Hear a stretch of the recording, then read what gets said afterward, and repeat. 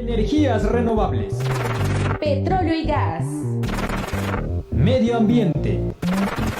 Electricidad. Energía Tabasco. El inicio de una nueva era. Con Dulce Chávez y Luis Prats. Comenzamos. Hola amigos, ¿cómo están? Buenas tardes, bienvenidos a su programa consentido Energía Tabasco. Hoy es miércoles 2 de septiembre del año 2020. Estamos arrancando ya el 9º mes del año y la verdad es que ha volado con todo y el tema de la pandemia que llevamos prácticamente ya. Este es nuestro 5º mes viviendo en una nueva normalidad. Hoy, como se los comentamos hace 8 días, vamos a dar continuidad a la segunda parte del programa Mediación de Conflictos en el Sector Energético. Pero antes de arrancar, quiero reiterar mi máximo agradecimiento a todos los que participaron y a todos los que vieron el programa y a todos los que dejaron sus comentarios durante la semana. La verdad es que estoy muy agradecido con todos ustedes por motivo de mi cumpleaños, que se tomaron el minuto, el tiempo de mandar un mensaje, y también por los mensajes que nos dejaron sobre el tema que estábamos tratando de mediación. Es un temazazo, la verdad. Pero bueno, en aras de tener un poquito más de tiempo, ¿qué les parece si nos vamos de lleno con nuestros invitados?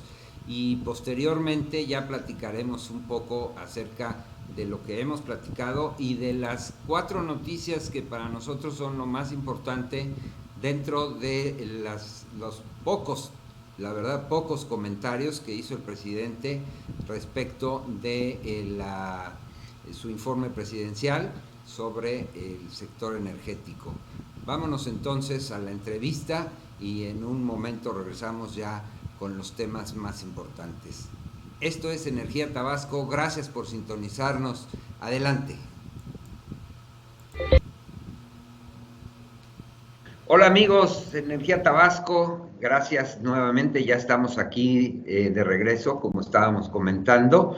Estamos platicando con Erika Serna del Colegio Nacional de Mediadores Energéticos. Buen día, buenas tardes Erika, ¿cómo estás? Buenas tardes Luis, muchas gracias por invitarnos nuevamente aquí a tu programa, gracias. Gracias. Y con Rafael de la Torre de AO Social. Rafa, buenas tardes, ¿cómo estás? Buenas tardes, un gusto estar aquí nuevamente con ustedes. Gracias. Bueno, pues como les platicaba amigos, hace 8 días empezamos a hablar de lo que es la mediación de conflictos en el sector energético, tema que pues, nos da la oportunidad de tener este segundo programa. Para hacer un pequeño resumen, hablamos sobre qué es la mediación y cómo es la tramitología. Entonces, qué mejor que nuestros expertos que nos hagan un pequeño resumen, y empezando siempre por las damas. Erika, adelante, por favor. Muchas gracias, Luis.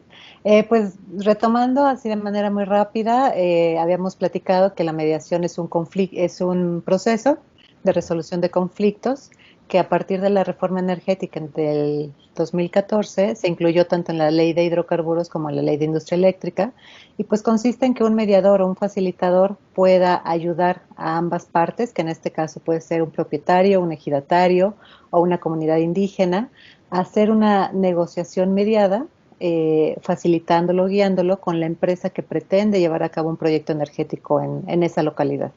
Básicamente es el proceso.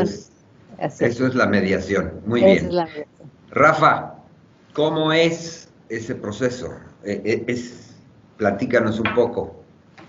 Bueno, un poco lo que platicábamos la semana pasada era, además de los procesos de mediación en el sector energético, los procesos de consulta, los cuales también tienen un marco legal establecido, el cual se debe de seguir, y que se han visto algunos ejemplos de consultas siguiendo este marco legal. Hay un nuevo ejemplo que me gustaría a lo mejor introducir en algún momento, las consultas públicas de opinión que se realizan en la Ciudad de México sobre grandes construcciones, que también son una experiencia interesante y que lo estaremos abordando a partir de las regiones que vamos a estar platicando. Y pues el proceso de mediación al final es poder ver a las dos partes desde un punto de un tercero, ¿no? Sin tener ninguna opinión parcial respecto de los temas y poder conciliar y generar acuerdos entre ya sea comunidades y gobierno o entre comunidades, empresas y gobierno. Perfecto. Muy bien. Pues sí, definitivamente, eso es la mediación y lo importante aquí es que ese tercero sea un ente independiente, que no tenga parcialidad y que pueda hacer. Ahora bien, entrando ya en materia, quiero entender que la parte de la mediación, pues es diferente el proceso en las regiones. Yo creo que las regiones marcarían una diferencia, Erika, y la propiedad, o sea, ¿quién es el propietario? Esas serían como diferencias. ¿Sí estoy en lo cierto?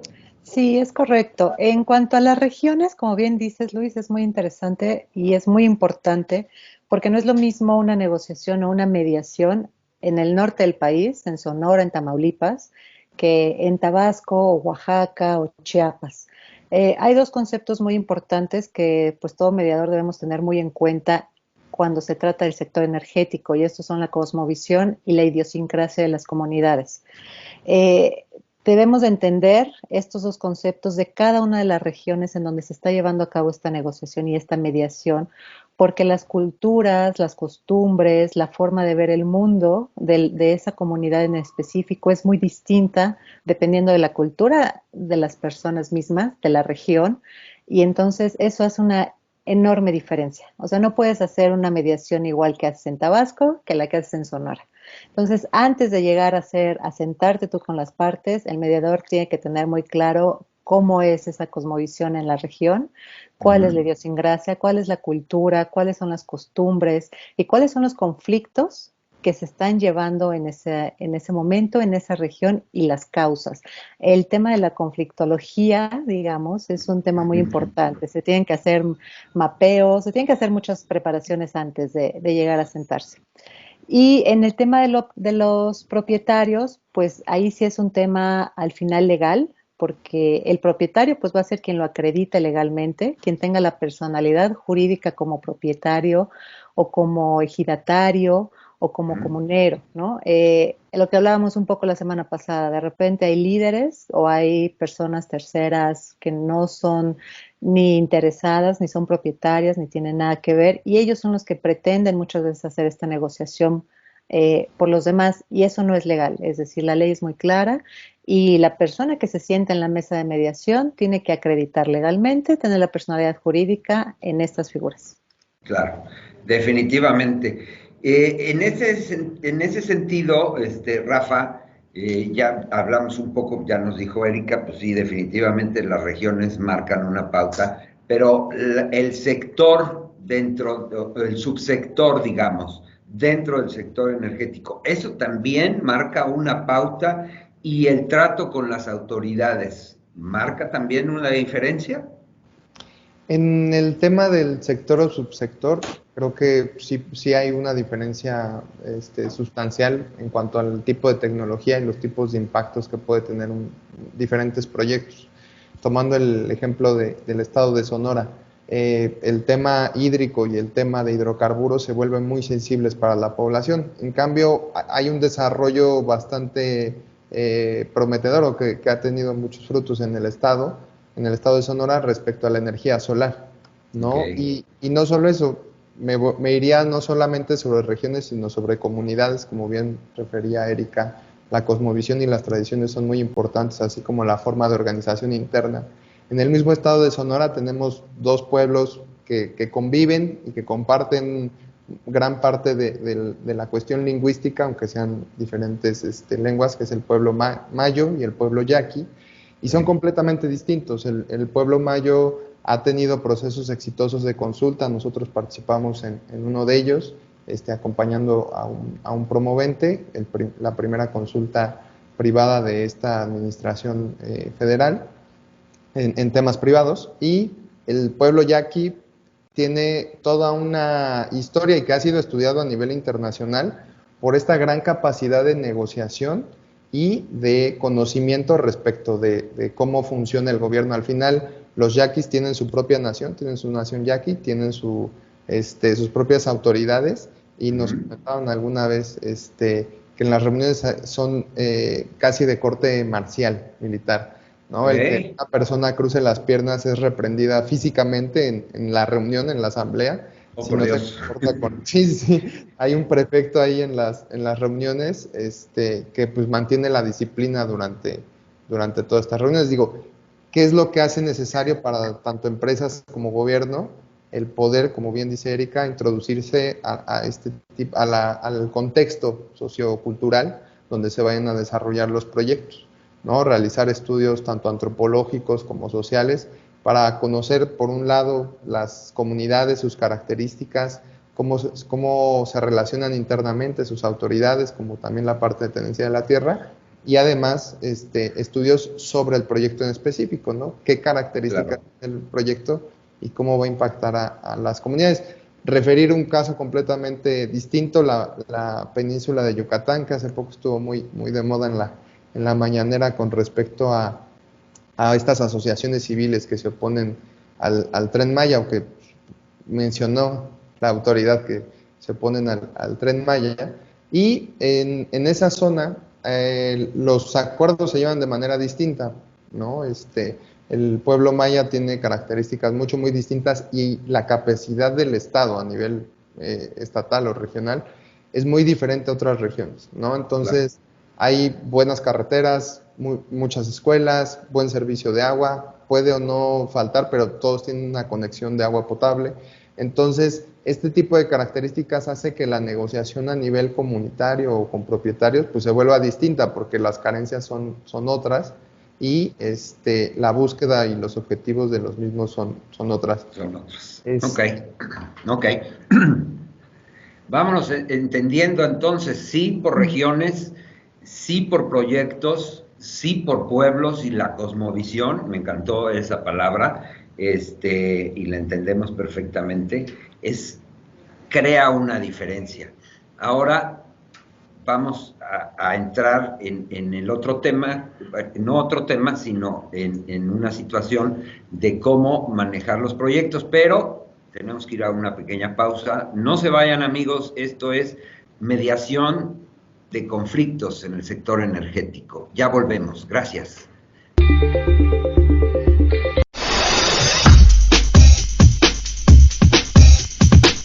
Directorio de la Industria Energética Mexicana te ofrece la mejor opción en la búsqueda de empresas, productos o servicios de acorde a tus necesidades. Da clic en nuestra página directoriopemes.com, donde encontrarás todos los proveedores, compradores y operadores en un mismo sitio.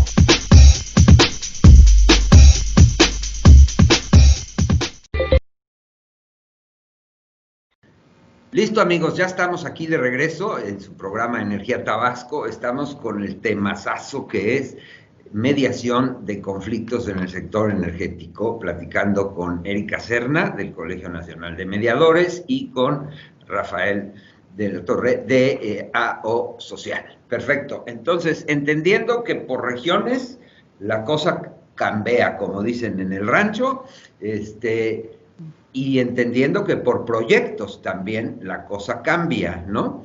Ahora, en ese sentido, Erika, por regiones, vamos a seguir con el tema de las regiones. Okay. Hablemos un poco de diferencias norte-sur, pero en el Golfo de México. Y cómo es el papel de las autoridades en ese sentido. Y con Rafa nos vamos al Centro Pacífico. ¿Qué te parece? ¿Sale? Perfecto. Venga. Okay. Pues mira, como decíamos, es muy diferente una negociación por la idiosincrasia y la cosmovisión de la gente, pero además por la región. Es decir, en Tamaulipas, bueno, pues Tamaulipas es un estado que tiene un gran potencial energético. Hay proyectos de energía renovable y no renovable. Tenemos proyectos de hidrocarburos, hay proyectos de eólicos, ¿no? De estas energías renovables. Sí. Es uno de los estados que mayor potencial tiene en gas natural también. Y además el hecho de que esté en la frontera con Estados Unidos, pues eso lo hace todavía muy distinto, porque los proyectos energéticos cruzan la frontera, los gasoductos cruzan la frontera. Claro. Y entonces México pues tiene una riqueza en recursos para generar energía increíble. Entonces, en ese sentido, pues la negociación, la mediación, todo es diferente, ¿no? Desde ese punto de vista. Las autoridades, pues igual, tienen sus características. Muchas veces son temas políticos, ¿no? Muchas veces es de política, es de línea política, de acuerdo a sus planes que tienen de desarrollo, ya tienen sus procesos, digamos, establecidos. Entonces, sí, también uno tiene que adecuarse o ir buscando por dónde vas a llegar o cómo vas a negociar los procesos que tiene cada estado, incluso cada municipio. No es lo mismo. Y entonces, como todo, algunos sí te pueden llegar a, pues digamos, no estorbarlo, pero sí a detener, sí a que el proceso sea más lento. Los procesos al final dependen de las personas y pues personas es Sí, hablar de un universo, ¿no? sí, exactamente. Y depende mucho de la gente, pues de la política que tengan en el estado y en la región. Ok, ok. Eso es importante, aunque la región pues, pareciera, pero por ejemplo el tema de cruzar frontera en Tamaulipas, pues sí, marca una diferencia. Yo quiero pensar en Claro, comunidades que están pegadas a la frontera, así es. pues sí marca una diferencia y ahorita vamos a ir con ese tema. Rafa, ¿qué pasa en el centro norte Pacífico? Sí, me voy a abordar un poco más la parte centro, Ajá. un poquito explicando cómo hacemos nuestros análisis para explicar cómo entiendo yo el centro. Parte de los análisis que hacemos en los estudios sociales de AO Social es el análisis geoespacial y en un programa Google Earth, ¿no? Podemos ir montando capas, ¿no? Tanto capas hidrológicas, de relieve, proyectos, infraestructura. En el centro creo que se puede, o sea, en la zona centro vamos encontrando muchas capas sociales, ¿no? La parte de tenencia de la tierra, la parte de organizaciones sociales, organizaciones sindicales, partidos políticos. Vamos encontrando y los antecedentes con respecto a otros proyectos, ¿no? Además de la población, de las diferencias culturales y de la propia idiosincrasia de las diferentes comunidades.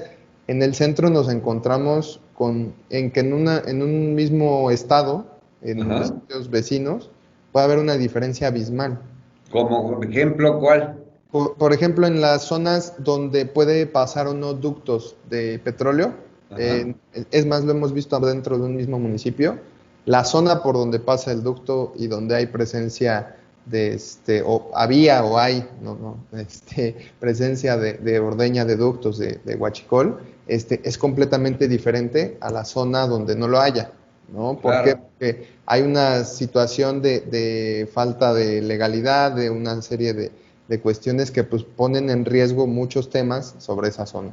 Entonces, en la zona centro nos podemos encontrar igual muchas zonas limítrofes entre municipios o estados que se vuelven sensibles para este tipo de proyectos. ¿Qué pasa si un proyecto abarca 2 o más estados o más de un estado? Pues tiene que empezar a realizar toda una serie de cuestiones tanto de tramitología como sociales con los 2 estados y se vuelve mucho más complejo. El centro creo que es mucho más complejo y la parte de tenencia de la tierra y de competencia por el espacio es mucho mayor. No es lo mismo las hectáreas que pueden tener en el estado de Hidalgo, de Puebla, que son de 3, las parcelas que pueden tener los campesinos en esos estados, que son de 3, 8 hectáreas, que pueden ser productivas, a las que tienen en la zona norte del país, Sonora, Tamaulipas, demás, que son de 5, 8, 10 veces más grandes, ¿no? Okay. Y que tienen una mayor tecnificación y que tienen otro tipo de producción. Entonces, en la zona centro se vuelve mucho más complejo, el espacio es más competido, tanto por tema de infraestructura, carretero, eléctrico, como hidrocarburos, como la parte social se vuelve más compleja con diferentes tipos de organizaciones, que muchas veces algunas van vinculadas a temas políticos, que no siempre tienen que ver con los proyectos. En la zona Pacífico creo que lo que ahí alza más es tanto la parte de la falta de desarrollo social o de desarrollo humano, ¿no? Hay estados muy ricos, ¿no? El estado de Guerrero, de Oaxaca, son estados muy ricos, tanto en parte de recursos, como tanto naturales como de energía, pero esto no ha venido acompañado de un desarrollo de las comunidades. No son ricos en la población, ¿no, Erika? Exacto. Y entonces, ahí, para cerrar esta parte, ¿cómo es, sin lugar a dudas, la infraestructura de la que goza cada comunidad? Eso hace que sea más fácil o más difícil la negociación con ellos mismos, ¿no? Sí, no solo la infraestructura, es decir, depende también si es ejido o es comunidad indígena, por ejemplo, ¿no? En estas dos, vamos a dejarlo así. Eh, por ejemplo, una comunidad indígena te puede decir, de acuerdo a su cosmovisión y esto, que los proyectos energéticos se están entrometiendo en su territorio sagrado, en sus recursos, en fin, y sus necesidades y su forma de ver las cosas, pues son diferentes, ¿no? Sus requerimientos son diferentes. Ellos no te están pidiendo a lo mejor un proyecto de capacitación o algo así, ¿no? Cosa que en otro estado, en otra comunidad, un ejidatario a lo mejor sí te dice, bueno, si quieres ocupar mi tierra, entonces me tienes que dar trabajo, tienes que poner la carretera, tienes que ponerme postes de luz, tienes que ayudarme a construir una escuela. Si las necesidades de cada comunidad hace totalmente diferente la mediación con ellos. Sí, o sea, Y, a eso me refiero cuando digo infraestructura, es hablar de las necesidades, ¿no? O sea, exacto. infraestructura es, por ejemplo, una comunidad que tiene escuela suficiente, que tiene energía eléctrica suficiente, etcétera.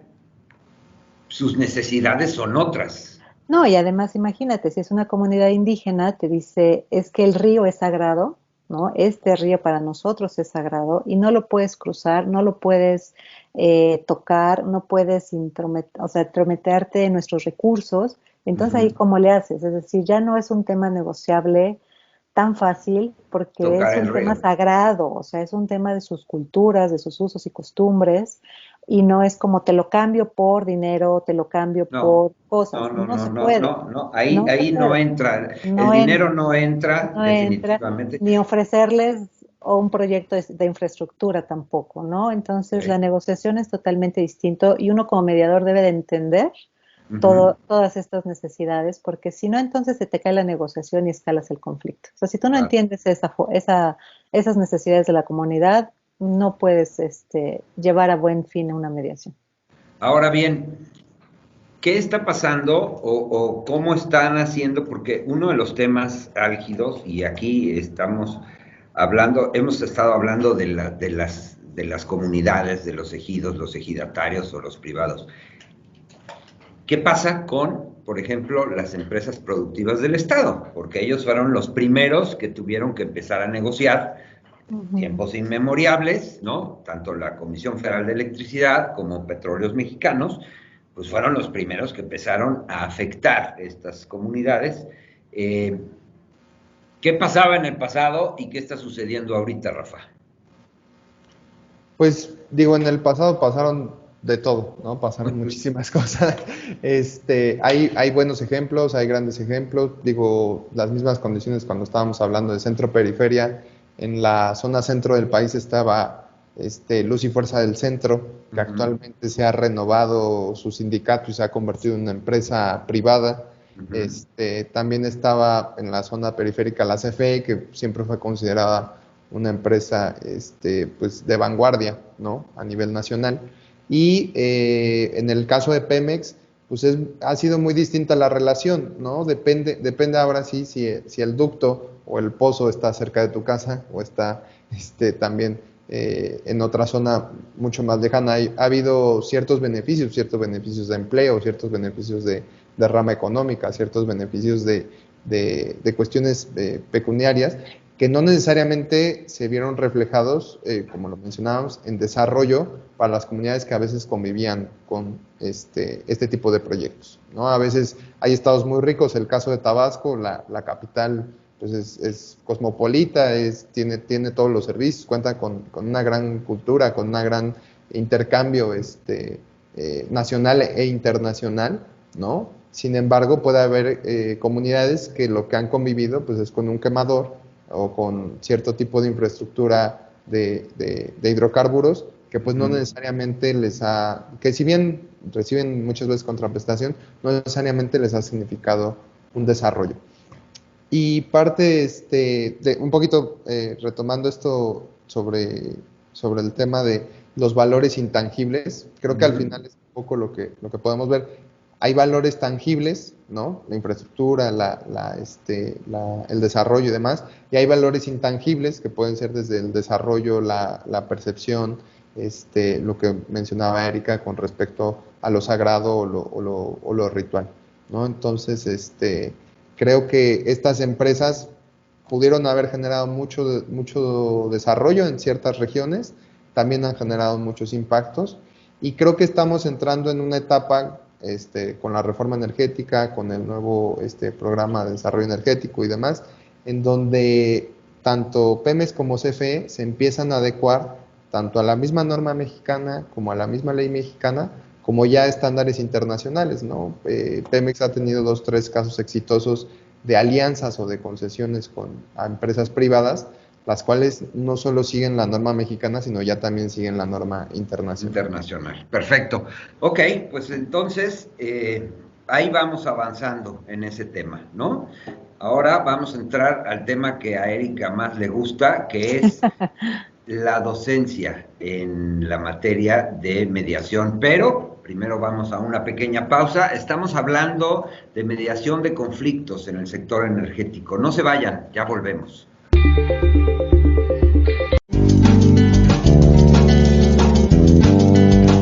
En el directorio de la industria energética mexicana fomentamos los vínculos de comunicación entre Pemex, CFE, IMP, CENER y los grandes contratistas con sus principales proveedores de bienes y servicios nacionales y extranjeros. Contamos con más de 40 años de experiencia brindando un servicio profesional a las industrias petrolera, petroquímica, química, eléctrica, metalmecánica, manufactura, de la transformación y energías renovables.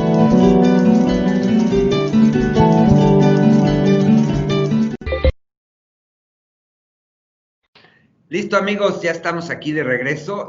Este es su programa Energía Tabasco. Estamos hablando de mediación de conflictos en el sector energético. A ver, entendemos que ya Pemex y CFE están adecuándose más a las normas internacionales, adecuando las normas nacionales conforme a lo que dice la ley de la industria eléctrica, conforme a lo que dice la ley de hidrocarburos. Eso quiere decir que las cosas van avanzando en el tema de mediación como deben de hacerse. Ya no es te doy una vaca o te hago la fiesta de 15 años de tu hija o les pongo la pila para el bautizo en la iglesia, o sea, sino que ya hay una contraprestación acorde a lo mediado o en el tema de la mayordomía, etcétera. ¿Estamos de acuerdo en eso? Así es. Ok, perfecto.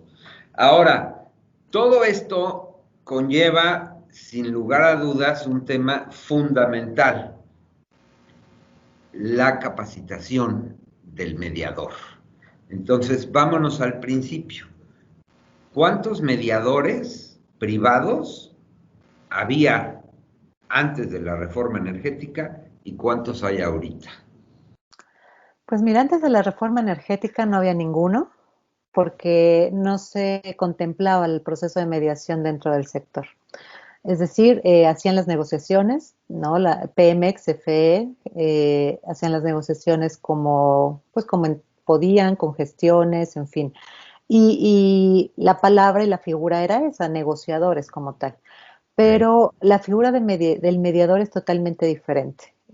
Hay una metodología, hay herramientas, hay técnicas, hay conceptos muy específicos que debe tener el mediador. Y algo muy importante que lo dijo Rafa al inicio, un mediador no puede influir en la decisión de cualquiera de las dos partes. Y un negociador sí lo hace, es decir, claro, dependiendo para quién esté negociando, ¿no? Hacia ese lado se va a inclinar la balanza. En el caso del mediador no debe ser así. Las reglas y las buenas prácticas en la mediación mundial así lo dice. La característica principal del mediador es no interferir en la decisión de las partes, no influenciarlo, llevar un proceso equitativo, un proceso en donde las partes son quienes construyen sus acuerdos, facilitándolo por el mediador. Entonces, eso es muy importante y eso es algo que yo he tratado de transmitir siempre en las capacitaciones, porque al inicio de todo esto me encontraba con muchos negociadores, ¿no? Del sector, gente que tenía mucha experiencia, y decían, es que yo soy mediador, ¿no? Y yo sé, decían, no, hay que diferenciar los procesos de negociación y de mediación, son totalmente distintos, y un negociador no es lo mismo que un mediador. Y entonces, antes de la reforma, pues como no existía el concepto ni el proceso en una ley, pues no se llevaba a cabo como tal. Es lo primero que empezamos a hacer nosotros, hacer la capacitación, pues porque no había mediadores como tal. Un mediador debe tener mucho conocimiento en leyes, o sea, sí debe saberse todo un marco normativo, debe de conocer el tema de consulta indígena, debe conocer, obviamente, pues todas las técnicas de mediación, todas las herramientas. Una capacitación siempre va a llevar un 60% práctico y un 40% teórico, porque la mediación es práctica. El sentarte en la mesa sin interferir, sin opinar, sin ser tú el que opine o diga cómo, es muy difícil. O sea, yo llevo 10 años desde mi primera certificación en mediación y cuando tú ves que un proceso no está parejo, debes de tener un control, una inteligencia emocional, un autocontrol de decir el proceso debe ser neutro, debe ser justo, debe ser equitativo y el mediador, no importa si el mediador piensa si está bien o mal, eso no debe interferir en el proceso. Entonces, como de mucha práctica y de mucha reflexión y mucha conciencia de lo que estás haciendo. Además de que un mediador en el sector energético, pues no es lo mismo que un mediador en materia familiar, en materia penal, que están en una oficina controlada, digamos, donde las partes llegan a su oficina, se sientan en una mesa. No, aquí es al revés, el mediador es el que va a la comunidad a buscar a las partes, va a la localidad donde sea y va a hacer una mediación en las condiciones en las que le sea posible hacer. En las que se presenten, o sea, a lo mejor no va a tener una mesa, no va a tener unas sillas, no va a tener un aire acondicionado, entonces el mediador tiene que ir preparado no solo para enfrentar, digamos, el conflicto que están llevando las partes y buscar la mejor solución de los acuerdos, sino que tiene que estar preparado para la localidad a la que va. Entonces, imagínate que se va y se mete a una localidad en Tamaulipas donde el crimen organizado pues está controlando la zona, y el mediador debe de saber temas de seguridad, temas de vinculación criminal antes de irse a meter ahí, debe de hacer mapeos antes de irse a meter a una localidad así. Entonces, la capacitación que nosotros diseñamos, ahora sí te puedo decir que fuimos los pioneros en diseñar una capacitación integral ad hoc y hecha a la medida para el mediador en el sector energético, cuidando todas estas aristas, ¿no? Derechos humanos, todo lo que implica estas mediaciones, incluyendo el tema de cosmovisión e idiosincrasia de las localidades, ¿no? Ok. Sí, definitivamente el tema de la capacitación y de los inicios ha sido complejo y pues tiene poco tiempo. Sí. Rafa, en ese sentido, y como ya lo mencionó Erika, pues estamos trayendo mucho del extranjero para adecuarlo, y tú también lo manejaste, de que las mejores prácticas a nivel internacional se están llevando a cabo pues para poder mediar. Sin embargo, platícanos un poco cómo está haciendo esta parte, qué se adopta, de dónde se adopta, quiénes son los países que han influenciado más esta situación, por ejemplo. Más que países que hayan influenciado, me referiría a las instituciones bancarias que son a nivel internacional. La Corporación Financiera Internacional ha establecido las normas de desempeño, que es todo un seguimiento de estándares tanto en materia laboral, de salud, social, medioambiental, cultural, ¿no? Mencionan también la parte de consulta indígena. Y por el otro lado, los principios de Ecuador del Banco Mundial. que han sido guías, ¿no? Más que obligaciones, pero son guías que han seguido las instituciones bancarias para el financiamiento de todos los proyectos de infraestructura en diferentes países del mundo. Esos han sido como los grandes catalizadores de las mejores prácticas internacionales. Hay otros tipos de reportes, el Global Reporting Initiative, el GRI, que busca que todas las empresas transnacionales y demás tengan un informe anual de manera homologada respecto a cumplimiento, respecto a temas ambientales, temas sociales, temas laborales, sindicales y demás. Y un poco retomar cuáles son estas buenas prácticas que ya vienen dentro de las leyes mexicanas que estaban a través de convenios internacionales. Retomaría el 169 de la OIT que refiere a la consulta indígena y que ya incluyen dentro de la ley del hidrocarburos, de geotermia y de la industria eléctrica, y que nos refiere a un proceso de consulta siguiendo ciertos principios que, si bien se aplican a la consulta, se pueden aplicar a muchos otros temas de negociación, de mediación, de diseño, ¿no? O de desarrollo de proyectos, que es la parte de los principios de la pertinencia cultural, de la buena fe y de la flexibilidad y acomodo, ¿no? Estos principios los establece el Convenio 169, que está reflejado en el marco mexicano, y lo que nos dice es: las acciones de las empresas con las comunidades deben ser de buena fe, no pueden llevar un dolo,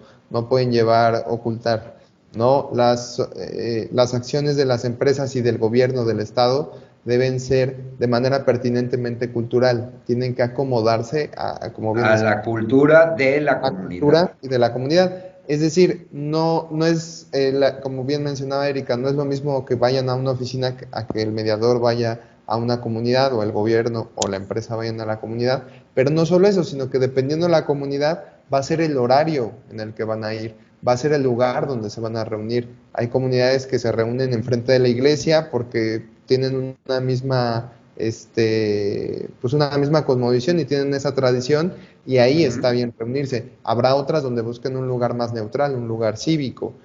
Habrá quienes tomen decisiones a partir de la organización de tenencia de la tierra de corte ejidal, donde los hombres tenedores de la tierra tomen las decisiones sobre el pueblo, y habrá otras donde la autoridad civil, presidencia municipal o sus representantes en las comunidades sean los que toman parte de las decisiones, y se tendrá que acudir con ellos. Ese es un poco el deber. Y otras donde seguramente las mujeres juegan un papel importante, ¿no? Claro. Y otras donde definitivamente no. Híjole, esto da para mucho, pero bueno, vamos a concluir, porque si no se nos va a ir la vida. ¿Qué papel juegan las mujeres? Yo pondría estas tres preguntas. ¿Qué papel juegan las mujeres hoy en día? Digo, separando la parte de un negociador y un mediador son diferentes. Yo vería que en las mujeres hay una mayor posibilidad de mediar que en un hombre. Siento que las mujeres son un poco más imparciales. Sin embargo, está la problemática, ¿no? de la negociación en territorios medio álgidos, ¿no? Entonces, sería un poco ese. Y el otro punto que diría es hacia dónde vamos o qué nos espera en los próximos 5 años. Entonces, por favor, y con esto, pues prácticamente vamos a cerrar el programa. Erika. Muy bien. Pues mira, las mujeres, yo creo que depende también de la región, hablando de esta regionalización de los procesos. Hay comunidades que a mí me ha tocado en donde no hay una sola mujer en la asamblea, por ejemplo. Si es ejido, pues el mediador tiene que, imagínate, que ir a la asamblea, explicarle a todos los ejidatarios el proyecto, el proceso, junto con la empresa, en fin, ¿no? Todo lo que se va a hacer. Entonces, me ha tocado estar en algunos donde no hay mujeres, son puros hombres, porque pues son los que llevan la batuta, digamos, del ejido. Y hay otras localidades en donde sí hay mujeres, donde toman ellas las decisiones, porque al final son ellas las que están al frente de la familia. Y muchas veces, pues porque los esposos, los hombres han tenido que emigrar, ¿no? Muchos a Estados Unidos, o han tenido que salir de la localidad a buscar trabajo, y ellas son las que se quedan en casa y las que al final pues asisten a las asambleas, asisten a las reuniones, las que toman las decisiones también. Entonces no hay una regla general, la verdad es que a mí me ha tocado como de todo un poco, pero es muy interesante porque sí necesitamos llevar los procesos con equidad de género, o sea, sí necesitamos tener una visión de género cuando te encuentras en una localidad donde ves que las mujeres son quienes toman decisiones, quienes son las que agrupan, como bien dices, las que median, ¿no? En las comunidades, las que liderean de alguna manera cierto grupo de personas.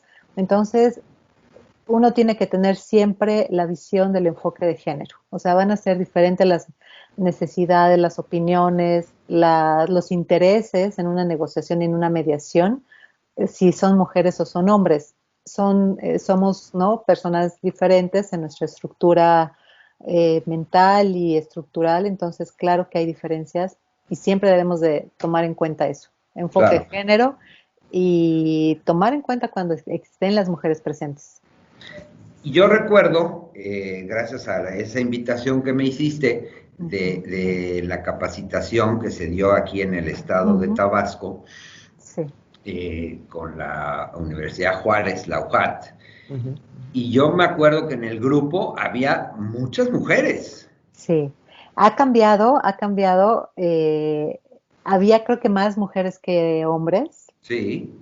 Y por ejemplo, en el grupo, en alguna de las generaciones de Saltillo que hicimos también, en la que participamos en Coahuila, en el grupo había más hombres que mujeres, ¿no? Pero no porque fueran menos, sino bueno, así coincidió. Pero sí las mujeres están tomando un papel importante en estos trabajos de campo, ya no es un poco como antes de que pues no salían, se quedaban en casa, ¿no? Ahora las mujeres van al campo, están en las comunidades y tienen un papel importantísimo. Hay que ver muy claramente esos procesos que son interesantes y también te digo, dependen de las regiones y de muchas circunstancias, pero sí, así es. Sí, sí, qué bueno. Y reiterando, yo creo que la mujer tiene una fuerza distinta, pero fuerza para mediar, como más natural, ¿no? Porque finalmente, siendo madre de familia, de chiquillos o de adolescentes o como quiera, termina mediando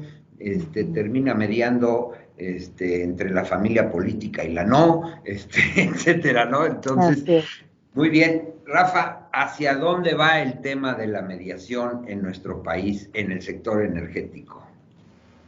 Pues creo que ya se han sentado las bases, en la forma de realizar las cosas y se ha vuelto cada vez más importante tanto la parte de la mediación como la parte social en todos los proyectos energéticos.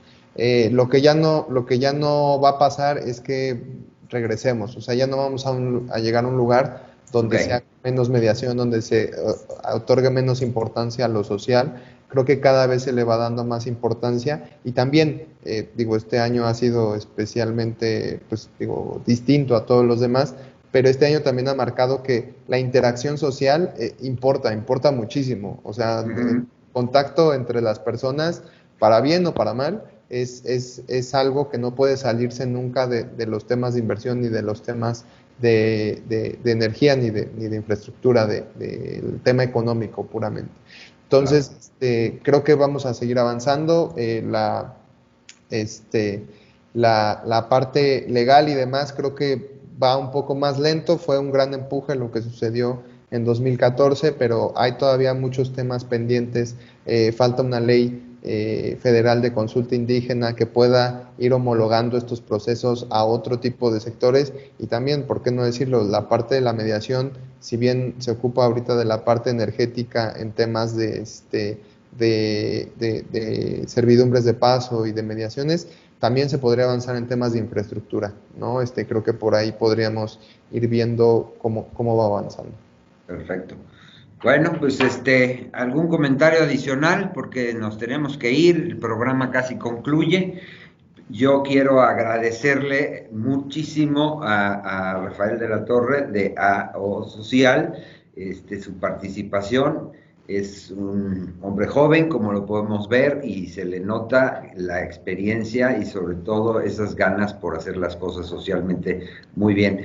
Y qué decir de la maestra Erika Serna, que sin lugar a dudas, desde que tengo el gusto de conocerla, pues he visto en ella un gran compromiso con la parte de la mediación y de sobre todo hacerle entender a la gente que la mediación es una de las opciones o de las mejores opciones que tenemos, no nada más para arreglar conflictos en el sector energético, sino para nuestro día a día, ¿no? Sin lugar a dudas.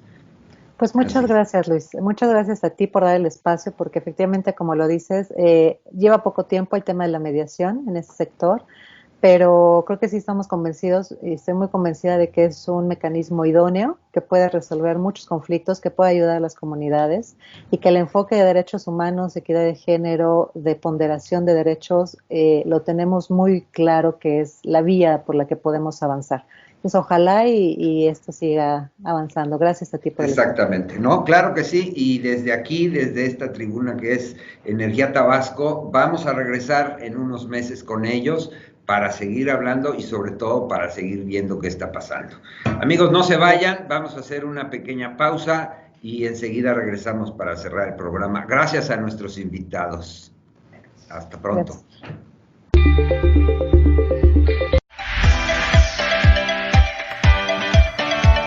En directoriopemex.com encontrarás todos los proveedores, compradores y operadores en un mismo sitio. Buscamos satisfacer las necesidades del cliente dando apoyo continuo y especializado a través de estrategias efectivas e integrales de publicidad hasta la obtención de sus objetivos de promoción, difusión y posicionamiento en el mercado de la industria nacional y con ello colaborar en el desarrollo y crecimiento comercial de nuestros clientes.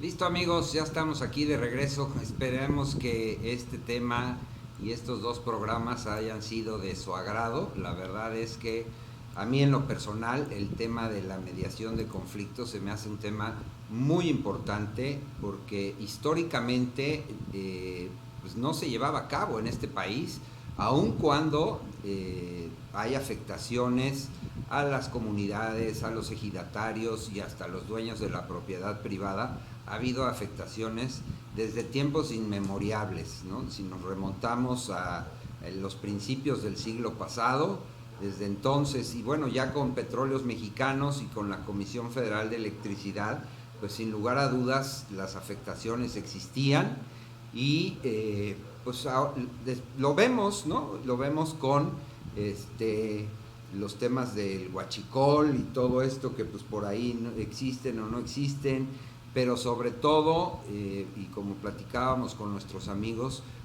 la diferente cosmovisión de cada región, de cada etnia, de cada grupo de personas, hace que el tema de la mediación sea importantísimo, ¿no? Por ahí me platicaban un poco cómo es negociar con los yaquis, por ejemplo, y de verdad que sí, lo hemos visto últimamente en las noticias. En Oaxaca las comunidades también han aprendido a negociar, aun cuando de pronto pues, se tocan cuestiones que son muy álgidas para ellos, ¿no? Pero bueno, pues platicando un poco, vamos a hablar de los ejes que mencionó el presidente de la República en su informe. La verdad es que no dijo mucho sobre el sector energético. Habló de que para Petróleos Mexicanos y la Comisión Federal de Electricidad van a seguir existiendo la misma cantidad de apoyos y en ese sentido me voy a detener para hacer 3 precisiones que recogemos de varios analistas y el punto de vista de su servidor.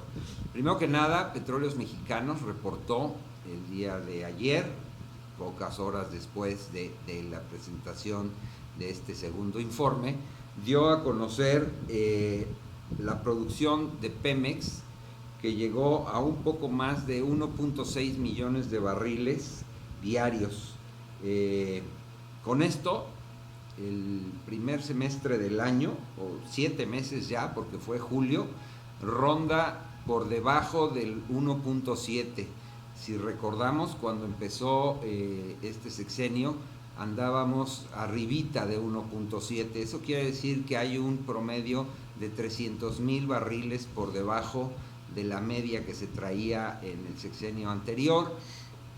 Y esto, pues sin lugar a dudas, echa por los suelos aquel pronóstico que decían las autoridades que iban a tener de llegar a los 2.4 millones y que íbamos a producir 2 millones de barriles. Actualmente tenemos un Cantarell que pues prácticamente ya es inexistente, tiene una producción de alrededor de 40,000 barriles diarios, y el otro campo estrella, que es Q-Maloob-Zaap, que pues está en declinación, ¿no? Donde Q pues tiene una producción de alrededor de 80,000 barriles, Maloob tiene una producción de alrededor de 280,000 barriles, y pues ya Zaap definitivamente va muchísimo más abajo. Esto, sin lugar a dudas, marca un franco deterioro de dicho campo, y pues son los campos estrella. Entonces los otros campos que hablaban que iban a ser pues importantes en este sexenio, Xanab, Jomol, Xush, Ayatzil, Onel, etcétera, no han llegado a producir lo que la administración estaba esperando, no producen lo que mismo Pemex estaba esperando. Y si a eso le sumamos la parte de los privados, en donde esta situación de la pandemia los detuvo un poco, por cuestiones de seguridad sanitaria básicamente, y también por el precio del barril, del petróleo, la baja en la demanda de petróleo a nivel mundial. Entonces todos esos son factores que han venido influenciando al tema de Petróleos Mexicanos, que definitivamente este año con nada va a llegar a producir 2 millones de barriles, ¿no? Es más, yo creo que ni siquiera el promedio de 1.72, que sería como quedarnos a diciembre de 2018. Y ese es un tema que pues todo el mundo habla y dice cómo es que le estamos metiendo más dinero a Petróleos Mexicanos. En este sentido, el Sistema Nacional de Refinación también ha bajado en la producción de refinados, por más que le siguen metiendo dinero a las viejas refinerías. La refinería de Dos Bocas, la joya de la corona en las obras, una de las 3 joyas, pues también está con trabajos muy lentos. Nos reportan desde Paraíso, en donde pues siguen existiendo los mismos pilotes que se reportaban hace mes y medio aproximadamente. Nosotros anduvimos cerca de Paraíso la semana pasada y no vimos mucho avance realmente en esto.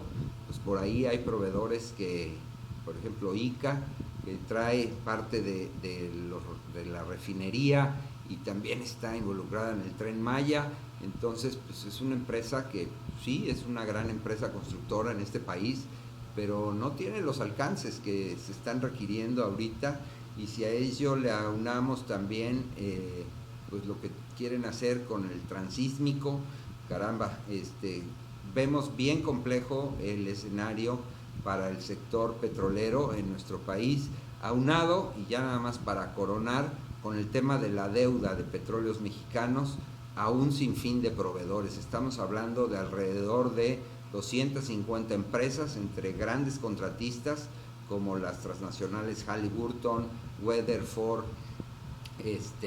Schlumberger, y otras como Grupo R, como Marinsa, como Protexa, etcétera, Petrofac, Perfolat, y las empresas con las que está aliado Petrofac, que son asignaciones, y con también las empresas Cheirón para el campo Ogarrio Cárdenas Mora y el campo de Ogarrio, en donde también empiezan a haber atrasos. Grupo Eni también está en una especie de stand-by, aunque por ahí se hayan ya aprobado planes de trabajo para muchos de los campos que ganó Shell en las licitaciones y de Carso también, pero son resultados que estas aprobaciones no se dan de manera inmediata. O sea, se aprueba hoy en día, pero no arrancamos pasado mañana con la contratación de proveedores y todo esto. Y la deuda de Petróleos Mexicanos, recordemos que hace alrededor de un mes Pemex había dicho que ya no quería que nadie le facturara, que ya no iba a pagar nada para el resto de 2020. Por ahí se filtró una nota que desde la SEC en Estados Unidos habían presionado un poco para que se liquidaran las deudas, ¿no? Estamos hablando de cerca de 120 mil millones de pesos, que es una cantidad que no baja, definitivamente. Por otro lado, la Comisión Federal de Electricidad pues está un poco con su carta Santa Claus, sigue viendo a los usuarios no como usuarios de la energía eléctrica, sino como clientes, en donde lo único que le interesa a la Comisión Federal de Electricidad es que nosotros, desde los grandes usuarios hasta los pequeños usuarios, estemos pagando. Ahorita la CRE está por lanzar un comunicado de nuevas reglas de operación para lo que es la generación distribuida. Esto es que tú pongas tu panel en tu casa, va a haber nuevas reglas de operación en ello, y quieren también afectar la misma generación, como ya lo están haciendo con los grandes productores. Por ahí FEMSA mencionó que tenía un cierto grado de incertidumbre porque pues las plantas de Coca-Cola, que son altas consumidores y en donde FEMSA había apostado a las renovables algunos puntos importantes, pues no está fácil lo que se viene, y definitivamente pues no es lo que estábamos esperando, aun cuando el presidente de la República menciona en su informe que las energías renovables están creciendo. Él habla de que se está apoyando al medio ambiente, y ya el número de las renovables habla de un 24, casi 25% de la energía que se genera en este país es renovable. En ello se incluye la energía nuclear también. Entonces, pues recordemos nada más que el número tiene que llegar mucho más alto. Para el 2030 estábamos hablando de un 35%, entonces todavía falta un 11%, que si no, lo tocábamos hace algunos meses, que si no hay inversiones, que si no se crea la certidumbre para las inversiones en el sector, iba a ser algo muy difícil. Pero bueno, también es tiempo de buenas noticias, y aquí uno de nuestros patrocinadores nos manda un mensaje muy importante. Entonces, acompáñenme a verlo, no tardamos, regresamos ya en unos segundos, por favor. El mundo necesita hoy más que nunca de personas con propósito, de quienes están determinados a salir adelante, personas que saben que este momento es tan solo un obstáculo más por superar. El mundo te necesita a ti. Listo, pues creo que todos lo hemos pensado en este tiempo de pandemia. Pues la capacitación ha sido uno de los temas torales, y sin lugar a dudas hay una muy buena opción a través del sistema TecMilenio. Y ya para cerrar, vamos a platicar acerca de en Baja California, siguiendo el tema de renovables y energía eléctrica. En Baja California tenemos la Comisión Federal de Electricidad, quiere instalar o construir una planta de ciclo combinado. Dice que esa es la solución para la península. Estamos hablando de que ellos planean más o menos que esté lista para el 2024. Faltan casi 4 largos años, o 3 años y 4 meses para que eso sea. Yo no sé si la península de Baja California pueda resistir con toda la problemática que tienen. El gobierno de Baja California Norte ha lanzado ya una licitación para la construcción de una planta solar, y pues ellos dicen que para el 8 de octubre estará el fallo. Entonces vamos a ver qué genera esto entre el gobierno de Baja California el gobierno federal y la Comisión Federal de Electricidad. Ojalá que entren en razón y vean que en un año puede estar lista una planta solar allá en Baja California.